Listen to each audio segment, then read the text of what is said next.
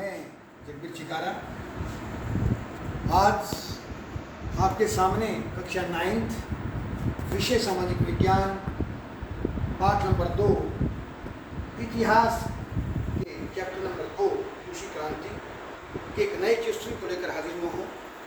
इसमें हम आज फरवरी क्रांति और अक्टूबर क्रांति की मुख्य घटनाओं का विश्लेषण करेंगे कि क्या क्या घटनाएं घटी, जो क्रांति हुई फरवरी में, जो क्रांति हुई और अक्टूबर में। दो सूचियां बनाइए, एक सूची में फरवरी क्रांति की मुख्य घटनाओं और प्रभाव को लिखिए और दूसरी सूची में अक्टूबर क्रांति की प्रमुख घटनाओं के बारे में बताइए। फरवरी क्रांति 1917 की क्रांति।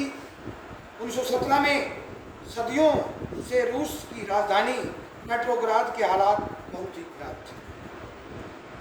22 फरवरी 1917 को जार निकोलस ने एक फैक्ट्री में तालाबंदी की घोषणा कर दी। जो रूस का शासक था जार निकोलस, उसने 22 फरवरी सन 1917 को एक फैक्ट्री जो थी उसको ताला लगवा दिया। 23 फरवरी को इस फैक्ट्री के मजदूरों के समर्थन में 50 अन्य फैक्ट्रियों के मजदूरों ने भी हड़ताल कर दी। जब एक फैक्ट्री बंद हुई तो 50 अन्य फैक्ट्रियां भी अपने मजदूर भाइयों की हिमायत में आ खड़े।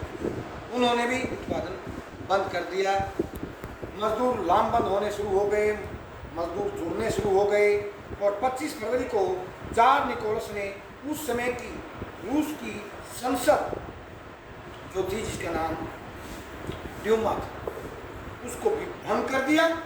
इसके विरोध में रूस की राजधानी पेट्रोग्राद में हिंसक प्रदर्शन हुए और फलस्वरूप 2 मार्च 1917 को जार निकोलस को गद्दी से हटा दिया गया और इस क्रांति को फरवरी क्रांति कहा जाता है। आपने पढ़ा फैक्ट्री का ताला लगना, 50 फैक्ट्रियों के मजदूर समर्थन में आ जाना और वहाँ से जब इस तरह मजदूर लामबंद हुए, इकट्ठे हुए, तो 25 फरवरी को जार निकोलस ने रूस की संसद को भंग कर देना और इस तरह आपस में हिंसात्मक कार्रवाई शुरू हो गई। दुनिया मार काट कर उतरा। जो निकोलस से हुआ उसने अपना परचम लहराया, लेकिन जनता का क्रोध का सामना नहीं कर सका। अंत में 2 मार्च 1917 को इस रूस के शासक को पद छोड़कर भागना, इस क्रांति को फरवरी क्रांति के नाम से। इसका प्रभाव क्या पड़ा? रूस में एक अंतरिम सरकार का गठन हुआ, जिससे सैनिक, अधिकारी, भूस्वामी और उद्योगपति प्रभावशाली थे। और केरेंस्की की अध्यक्षता में, जैसे हिंदुस्तान में, आपको बता दूं थोड़ा बीच में, हिंदुस्तान में जिस तरह 2 दल थे कांग्रेस के, एक नरम दल और एक गर्म दल, तो इसी तरह 2 विचारधाराओं के दल रसिया के अंदर भी थे, एक बोल्शेविक और एक मेंशेविक। बोल्शेविक दल के नेता लेनिन थे और मेंशेविक दल के नेता केरेंस्की थे। तो फरवरी में जब राजा को हटाया गया तो वहाँ मेंशेविक दल की सरकार बनी, केरेंस्की की अध्यक्षता में सरकार बनी और वहाँ बड़े बड़े उद्योगपतियों, पूंजीपतियों, भूस्वामियों की देखरेख में उस सरकार बनी। रूस को प्रथम विश्व युद्ध से बाहर निकलने का प्रयास किया गया, क्योंकि आपको उस समय पता है, क्योंकि क्रांति का एक कांड और भी था, क्योंकि जिस समय ये क्रांति हुई उस समय युद्ध जो था अपने अंतिम चरणों में चल रहा था और रूस की जनता का काफ़ी नौजवान तबका इस युद्ध में काम आ चुका था। नौजवान तबका खत्म हो चुका था। उसी समय जब ये नई सरकार बनी तो रूस ने जर्मनी के साथ समझौता करके अपने आप को युद्ध से बाहर कर लिया। उसके बाद एक क्रांति हुई अक्टूबर 1917 की। 7 नवंबर 1917 को रूस में दूसरी क्रांति हुई, जिसे बोल्शेविक क्रांति भी कहा जाता है। ये क्रांति लेनिन के नेतृत्व में हुई। इस क्रांति को अक्टूबर क्रांति के नाम से जाना जाता है, क्योंकि पुराने रूसी पंचांग के अनुसार यह क्रांति 25 अक्टूबर 1917 को हुई थी। इस क्रांति का नेता लेनिन था।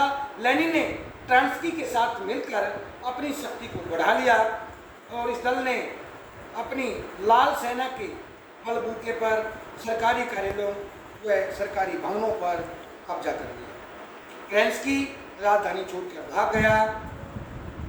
बिना रक्तपात के ही राजनीतिक सत्ता लेनिन अर्थात बोल्शेविक दल के हाथों में आ गई। इस दल का नेता लेनिन था। 26 अक्टूबर और 8 नवंबर को लेनिन के नेतृत्व में अंतरिम सरकार का गठन किया गया। इसमें लेनिन की सभापति ट्रांस्की को युद्ध मंत्री और चिर्चिन को विदेश मंत्री बनाया गया। लेनिन ने जो सरकारी आज्ञाएं प्रसारित की उसमें से कुछ निम्नलिखित थी। पहली क्या कही कि रूस युद्ध को समाप्त करके शांति की स्थापना करना चाहता है। जमींदारों को भूमि के स्वामित्व समाप्त कर दिया गया। इसके लिए उन्हें कोई क्षतिपूर्ति नहीं दी जाएगी। मतलब जमीन जो झगड़े का मुख्य कारण था वह भूखमरी थी। जोत के आकार छोटे थे, किसान जमींदारों पर आश्रित थे, उन्हें कर ज़्यादा देने पड़ते थे। और आपको मैं याद दिला दूं कि 85% जनता जो थी वो देहात में रहती थी और खेती से जुड़ी हुई थी। लेनिन ने जमींदारों का प्रभाव जमीन से खत्म कर दिया और किसानों में वो जमीनें बांट दी। पुराने अधिकारियों के स्थान पर नए अधिकारी लगाए गए।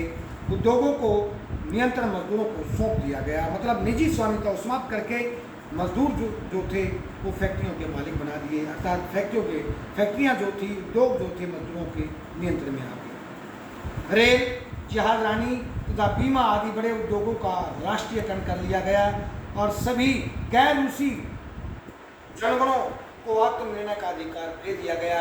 आपने कल फिर पढ़ा था कि गैर रूसी राष्ट्रों के ऊपर रूसी भाषा थोप दी गई।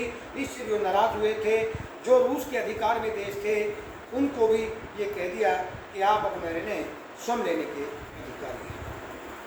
तत्कालीन सभी ऋणों और शक्तियों को नकार दिया।